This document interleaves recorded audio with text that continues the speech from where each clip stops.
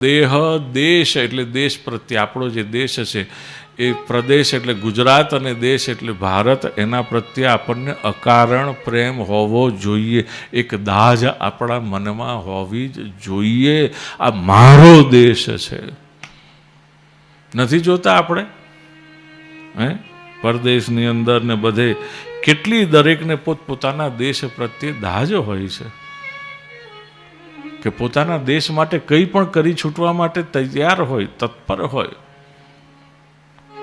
આપણે તો વિચાર કરો ને, આ વર્ષની અંદર છેલ્લા 1 વર્ષની અંદર ઓછામાં ઓછું 75,000થી ઉપર કે કેટલા લાખની સંખ્યામાં યુવાનો ભારત દેશ છોડીને પરદેશ ચાલ્યા ગયા. આપણે કોઈ દિવસ વિચાર કર્યો કે આ શું થઈ રહ્યું છે, કેમ થઈ રહ્યું છે?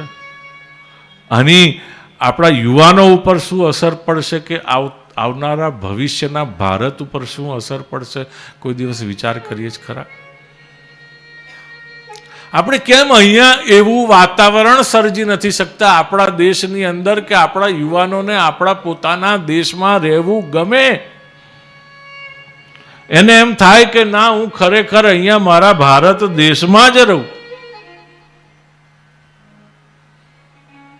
જે તક ત્યાં મળે છે એ તક મને અહીંયા પણ મળે જ છે, અથવા તો ઊભી કરવાની સામર્થ્ય એનામાં હોય.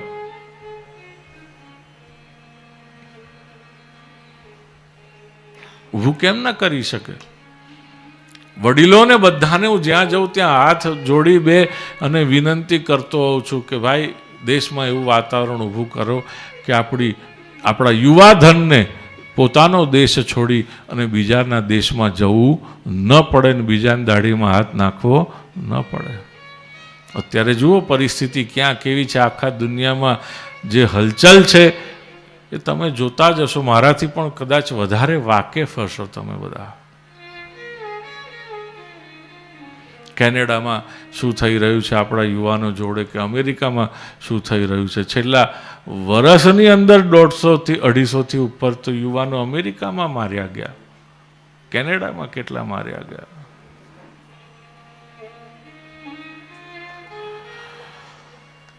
તો દેહ, દેશ અને દેવ, આ 3 પ્રત્યે અકારણ પ્રેમ હોવો જ જોઈએ.